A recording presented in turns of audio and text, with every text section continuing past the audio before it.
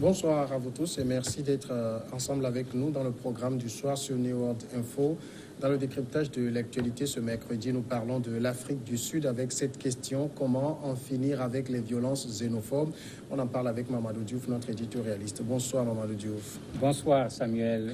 Nouvelle vague de xénophobie depuis lundi en Afrique du Sud. Le pays est coutumier du fait. Les migrants africains sont pris pour cible comme pendant les crises de 2018 et 2015. Les villes de Johannesburg et de Pretoria se sont enflammées dans la nuit de dimanche à lundi. On compte 5 morts, environ 200 arrestations et le saccage de centaines de magasins appartenant aux étrangers.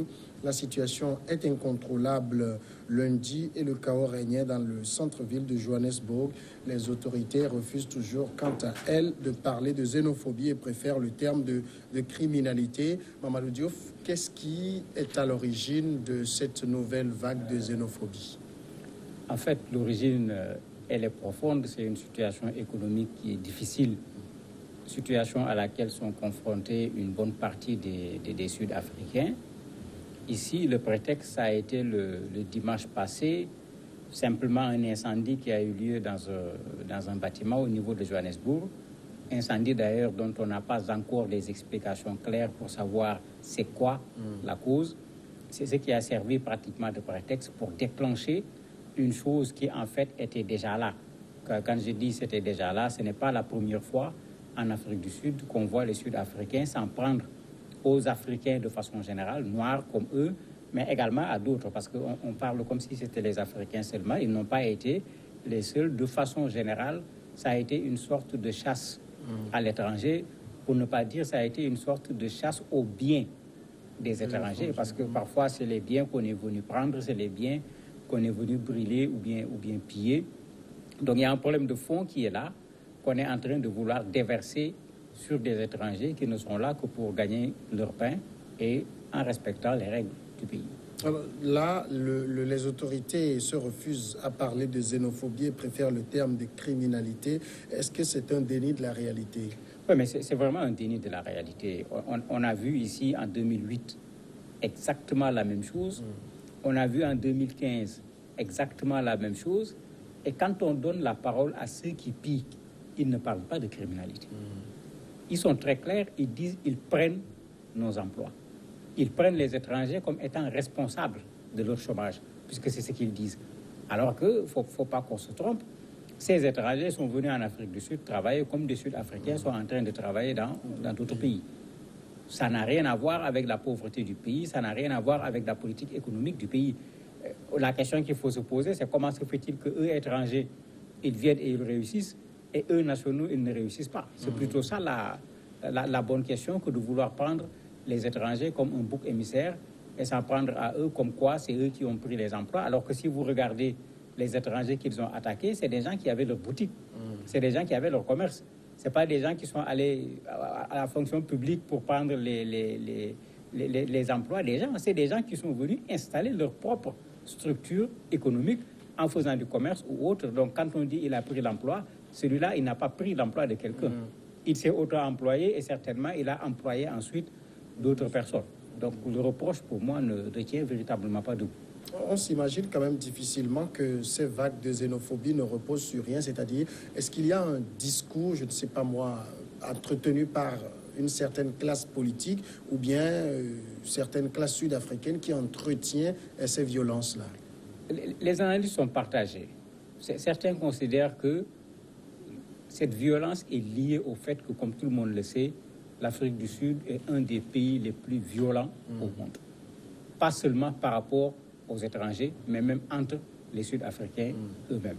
Bon, c'est pourquoi le ministre responsable de la police est en train de surfer sur la criminalité en refusant la xénophobie.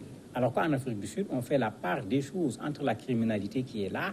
Plusieurs personnes sont tuées tous les jours, mais quand vous regardez cette criminalité, la personne qui est tuée n'a pas de nationalité. Je me rappelle, au Sénégal, une dame parlementaire était allée là-bas pour une réunion des parlementaires. Elle a reçu une balle. Donc, elle n'avait pas été ciblée en tant que Sénégalaise ou quoi que ce soit. Ça, c'est la violence quotidienne au niveau de l'Afrique du Sud. Mais ce à quoi on assiste actuellement, c'est certes de la violence, mais c'est une violence qui est ciblée, qui est orientée vers des étrangers. Et c'est curieux que le ministre veuille nous faire croire que c'est la criminalité générale au niveau de l'Afrique du Sud. Ça n'a rien à voir avec la criminalité générale. Et les images le montrent. On voit des gens qui à la limite, sont fiers de ce qu'ils ont fait, parfois même qui chantent. Après avoir détruit les biens d'autrui, un criminel, soit il se cache, soit après avoir fait ce qu'il fait, il part. Mais il ne reste pas là à vouloir affronter la police pour aller encore casser d'autres magasins quand les policiers ont commencé à vouloir les empêcher de casser des magasins. Donc on ne peut pas dire ici que c'est de la criminalité, c'est clairement de la xénophobie. Donc il y a cet aspect qui est là. Il y a d'autres qui disent que les politiques ont une part importante de responsabilité. Vous avez même beaucoup d'analystes qui disent qu'il faut sanctionner l'Afrique du Sud. Parce que ce n'est pas la première fois et on n'a pas vu des mesures concrètes après ce genre de violence. On a vu le ministre des Affaires étrangères du Nigeria à la limite s'emporter parce qu'il a fini par dire « ça suffit, nous allons prendre des mesures ». Pourquoi? Parce que le Nigeria, le plus souvent, a subi ce genre de violence avec ses ressortissants qui se trouvent en Afrique du Sud. Et c'est parce que l'État sud-africain n'a pas pris la mesure de la chose. Comment on peut laisser des gens dominer toute une capitale pendant combien de jours, faire ce qu'ils veulent, sans qu'on ait une réaction de la police qui soit à la limite, à la hauteur des violences qui étaient en train d'être commises. Et on attend au dernier moment pour venir jouer à la limite aux sapeurs-pompiers, sans compter que dans le discours des politiques, parfois, de façon pas très claire, on essaye également de faire porter la responsabilité de leur échec eux-mêmes. Parce que si l'Afrique du Sud ne marche pas, il ne faut pas aller poser la question ailleurs, il faut demander qui gère le pays. Oui. Et c'est à eux qu'il faut poser la question. Parfois, ils n'hésitent pas à ramener la chose à d'autres personnes qui sont là, qui profitent des opportunités, etc. C'est un truc qui ne marche pas. On le voit actuellement avec les étudiants et autres qui ont du mal à renouveler leur visa alors qu'ils sont venus comme étudiants, pas comme quelqu'un qui est là en train de faire des opérations économiques. Il y a une part de responsabilité de l'État sud-africain. Justement, le président Cyril Ramaphosa est sorti de son silence. Il a condamné ces attaques contre la diaspora africaine. Mais est-ce que le ton était ferme? Le ton n'était pas ferme. Il l'a fait avec du retard. Et il devrait plutôt aller voir cette diaspora africaine et dénoncer devant la diaspora africaine. Parce que quand on se sent concerné par une chose, on va là où il y a les problèmes pour marquer la solidarité par rapport à ceux-là qui ont subi cette injustice. Et c'est ça qu'on attend de l'Afrique du Sud. Parce qu'il ne faut pas qu'on oublie que le combat contre l'apartheid n'a pas été un combat de l'Afrique du Sud. Ça a été un combat de toute l'Afrique. L'organisation de l'Union africaine remplacée par l'Union africaine, qu'est-ce que cette organisation n'a pas fait, y compris sur le plan économique, en finançant l'ANC? Le Nigeria, c'est la même chose. Le Nigeria faisait partie des gros financiers de l'ANC. Les pays de la zone qui sont autour de l'Afrique du Sud. Aujourd'hui, l'Afrique du Sud est en train de rejeter leurs ressortissants. Pourtant, quand les militants de l'ANC avaient des problèmes, c'est dans ces pays qu'ils se réfugiaient. C'est là-bas même souvent que se trouvait leur base. Mais tout ce travail qui a été fait, est-ce que c'est avec cette ingratitude, parce que c'est comme ça qu'il faut l'appeler, que les Sud-Africains vont dire aux Africains, voilà, nous vous remercions pour ce que vous avez fait pour le combat qu'on a eu à mener pour quitter cette exploitation où on se trouvait.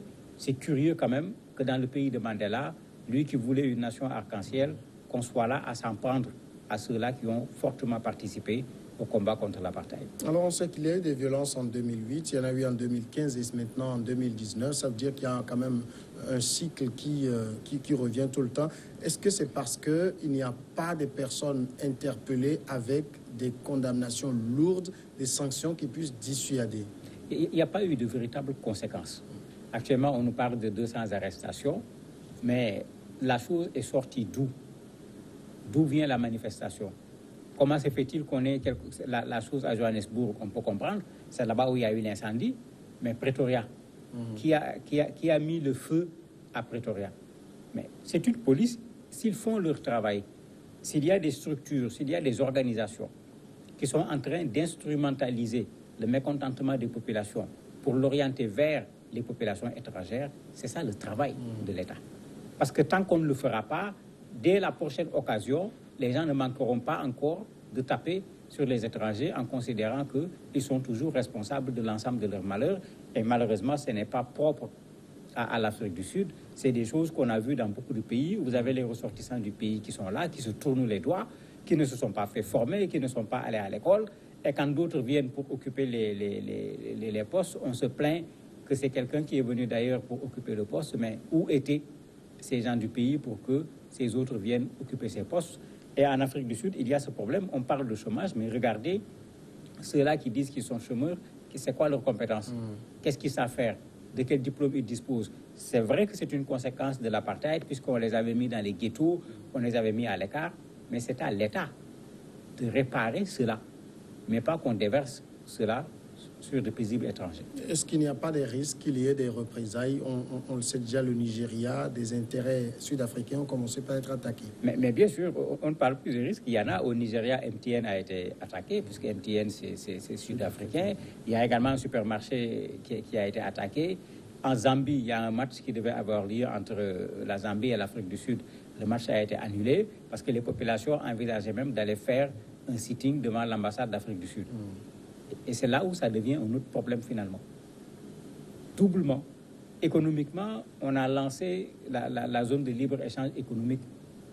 Mais si la zone de libre-échange économique est là, mais il est tout à fait normal qu'un Nigérian aille faire son commerce en Afrique du Sud.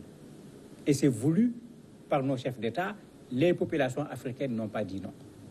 Dans ces conditions, ça veut dire que la ZLEC n'ira nulle part. Parce que s'il faut aller réussir au pays de l'autre, et parce que tu as réussi, on s'en prend à toi parce que tu es étranger, la ZLEC n'ira nulle part. Où est cette notion d'unité africaine également dont on parlait? En disant que non, nous sommes pareils, nous sommes les mêmes, nous avons la même origine, nous venons tous de l'Égypte, on doit pouvoir vivre ensemble, y compris d'un point de vue culturel. Où est tout ce que le professeur Cheikh Anta Diop a écrit sur cette unité culturelle? Mais ça pose un énorme problème, pas seulement pour l'Afrique du Sud, mais pour toute l'Afrique, parce que c'est tout le contraire de la direction qu'on est en train de donner aujourd'hui au continent africain, aussi bien sur le plan culturel que sur le plan économique. Mamadou Diouf, merci d'avoir répondu à nos questions. C'est moi qui vous remercie. Nous allons observer un moment de pause et nous recevons après l'invité de ce jour.